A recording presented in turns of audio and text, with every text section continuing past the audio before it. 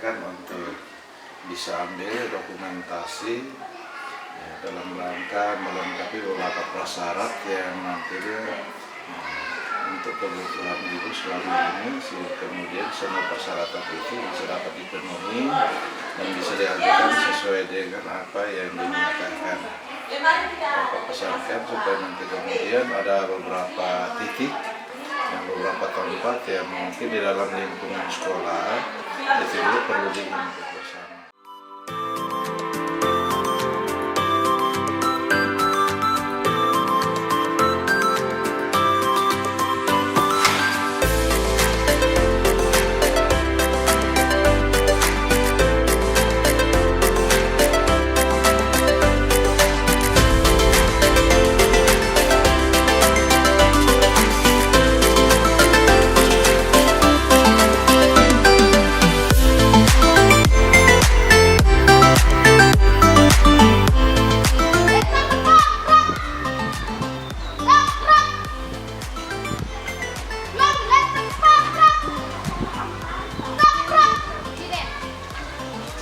Selamat pagi, Bu. Pagi.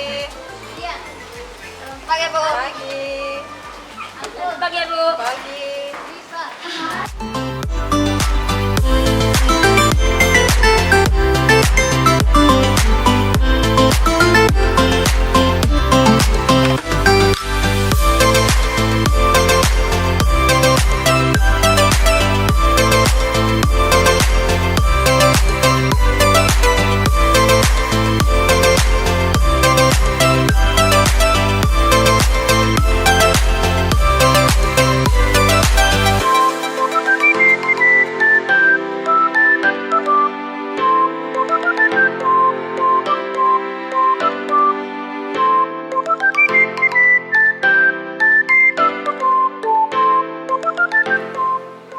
Minta maaf Ibu, tadi saya terlambat.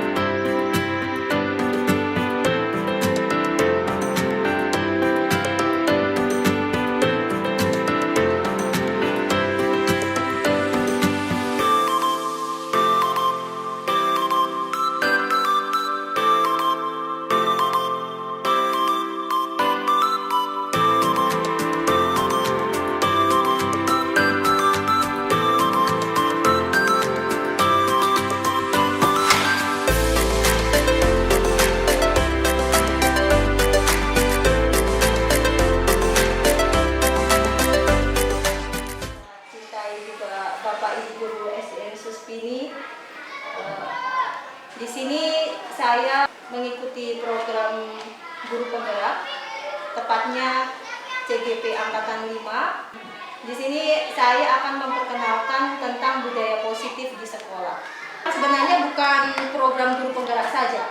Nanti Bapak Ibu guru ketika masuk di kurikulum Merdeka, di situ juga akan ada budaya positif untuk sekolah. Dan sebenarnya budaya positif ini saya lihat memang sudah ada. Di sini kita tidak mengambil budaya positif dari luar, tapi memang sudah ada di lingkungan yang kemudian kita kembangkan lagi. Kita setting supaya paten untuk sekolah. Jadi adakan secara rutin. Pengertian dari budaya positif, di mana ini ada nilai-nilai, keyakinan-keyakinan, dan kebiasaan-kebiasaan di sekolah. Jadi kebiasaan-kebiasaan ini sudah terbentuk sebenarnya. Seperti anak-anak mengucap salam setiap pagi, itu sudah ada. Hanya caranya, pengucapannya, kita jalan-jalan sama-sama dengan orang tua. Nanti yang disalami hanya ibu guru. Itu yang masalahnya di situ. Nah, itu yang kita harus arahkan, bahwa di situ kita orang tua semua harus mengucapkan salam kepada semua anak. Jadi kebiasaannya sudah ada, hanya belum dikemas dengan bagus begitu. Nah, ini di sekolah yang berpihak pada murid. Jadi ini untuk masa depan murid juga, agar karakter generasi bangsa ini menjadi lebih baik. Dalam artian karakter anak-anak sekarang ini etikanya sepertinya sudah berkurang. Bukan tidak ada, tapi berkurang.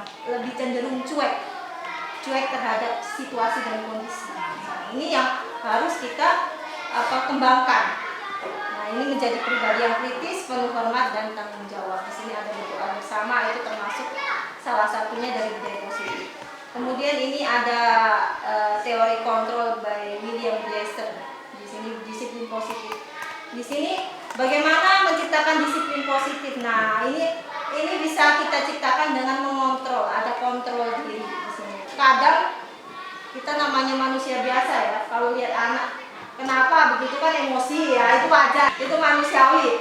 Hanya di sini teori kontrol by William Glasser ini mengatakan bahwa kita sebagai manusia itu punya 5 posisi kontrol di sini, yaitu ada 1 penghukum, itu ada, kemudian membuat rasa bersalah. Nah, ketika kita hukum terus sudah tidak mampu lagi, ibu ini capek sama kamu. Nah, itu namanya membuat rasa bersalah. Kemudian teman, ada yang tipenya, ya kamu jangan begitu lah. Nah, itu tipe teman, guru sebagai teman. Kemudian pemantau, di sini memantau. Jadi dia, kamu itu aturannya gini loh, kenapa kok melanggar? Nah, itu namanya pemantau. Kemudian manajer, nah ini sistem yang paling tinggi, yaitu manajer. Bagaimana mengembalikan tanggung jawab kepada siswa. Nah, ini mengembalikannya bagaimana? Ketika anak contohnya dia terlambat, kemudian kita sebagai guru, kita kembalikan. Kamu tahu tidak, ini jam segini harusnya masuk sekolah, terus kamu terlambat. Sekarang konsekuensinya kamu mau buatnya seperti apa? Jadi kita kembalikan ke siswa lagi, supaya dia berpikir bahwa oh ini salah, terus saya harus gimana. Nah, di sini fungsi guru itu seperti itu. Fungsi seorang guru, bagaimana kita bisa membimbing anak-anak ini menjadi pribadi yang lebih baik. Di sini ada segitiga restitusi, yaitu menstabilkan identitas. Jadi mengatakan bahwa kadang anak yang nakal itu sebenarnya ada alasannya. Kadang kebutuhannya itu tidak terpenuhi. Contohnya ada 5 kebutuhan dasar manusia, yaitu penguasaan. Kadang egonya ingin jadi penguasa. Jangankan anak-anak, kita sendiri saja kadang punya ego untuk menguasai lingkup kita sendiri. Itu manusiawi. Itu kebutuhan penguasaan. Kemudian kebutuhan kasih sayang dan rasa diterima. Jadi dia cari perhatian dengan cara itu. Kemudian kesenangan, iseng, mau main-main, ya pukul-pukul main-main. Nah, itu namanya kesenangan. Kemudian ada kebebasan. Ya, aku mau bebas, mau ngelakuin apa aja terserah saya. Nah, itu 5 kebutuhan yang manusiawi sekali. Itu bukan hanya anak-anak, tapi kita sebagai orang tua juga kadang seperti itu. Kadang egonya untuk menguasai, itu menonjolkan diri dengan menghantam orang lain. Nah, itu yang tidak boleh. Nah, ini caranya bagaimana? Nah, itu itu kita dari dini sejak dini kita menyadarkan mereka tentang karakter-karakter yang baik dan tidak baik dengan cara mengembalikan lagi rasa tanggung jawab itu. Kalau kita bisa ngomongnya begini, ya ibu mengerti kamu melakukan itu manusiawi. Contoh, kenapa kamu pukul dia? Ya karena dia begini-begini. Ya itu manusia, itu ngerti maksud perasaan kamu, tapi kan ada cara lain yang lebih baik. Kira-kira sekarang cara kamu untuk memperbaikinya bagaimana? Kita kembalikan ke mereka lagi. Akhirnya mikir, oh saya salah. Terus cara saya gimana? Nah, itu mereka mikir. Nah itu namanya teori kontrol dari William Glasser. Ini ada kata-kata bahwa kamu tentu punya alasan mengapa melakukan itu. Namanya validasi tindakan. Jadi kita tanyakan alasannya apa? Kamu kenapa kok mukul temanmu? Terus kamu kenapa coret-coret dinding? Itu karena apa? Terus ya saya mau senang ibu. Nah, berarti dia kebutuhan kesenangannya belum terpenuhi. Karena kita lanjut ke menstabilkan identitas. Ya setiap orang bisalah mencari kesenangan seperti itu, tapi kan itu tidak baik. Kamu kan bisa melakukan kesenangan dengan hal lain yang lebih baik. Itu kita kembalikan, kira-kira sekarang kamu sudah tahu itu salah, toh sekarang perbaikinya bagaimana caranya? Oh ya sudah ibu, saya hapus ini apa? Itu dia menimbulkan rasa tanggung jawab pada diri anak. Itu nanti dia akan tahu bahwa dia bertanggung jawab atas kesalahannya. Di kelas bisa buat dengan pohon kebaikan, terus bisa kita taruh papan 5S, senyum, sapa, salam. Ada juga membaca atau budaya literasi. Bapak Ibu Guru bisa buat budaya literasi dengan buat pojok baca di setiap kelas dulu. Kita hias, ada buku-buku mungkin di SMP 23, di SD 23. Kemudian baru-baru saya dengan Pak David, pelopornya tepuk tangan untuk Pak David juga. Kepala Perpustakaan SDN Suspini, ya SDN Negeri Suspini. Jadi kami membuat kemarin bersama orang tua membuat taman baca, di mana taman baca itu nanti Bapak Ibu Guru lain bisa memanfaatkannya untuk duduk, kemudian membaca di situ, mengajak anak-anak untuk baca. Intinya dari harapan saya dengan Pak David, ya kalau ada sampah bisa diambil, dibersihkan, kemudian dijaga, karena itu bukan milik saya atau Pak David, tapi milik untuk kita semua. Mungkin Bapak David sebagai kepala perpustakaan bisa langsung menyampaikan pesan yang lain. Silakan Pak David. Mungkin mau senang-senang untuk menikmati taman baca di sini, bisa bawa anak-anak pagi-pagi atau siang-siang, mungkin dulu di bawah sana bisa kami memperbolehkan untuk bisa datang untuk duduk di sini dengan anak. Seperti itu Bapak Ibu Guru. Jadi itu milik kita semua, bukan milik untuk SDN Suspini, tidak. Ini kita ini dulu kan satap, dan saya terasa tetap kita punya persaudaraan juga tetap erat, dalam artian itu milik kita semua. Silakan dimanfaatkan dengan banyak dan kita saling membantu. Suatu saat juga saya, siapapun itu butuh bantuan, saya ikhlas membantu, dan terima kasih untuk semuanya. Sekian. Selamat siang.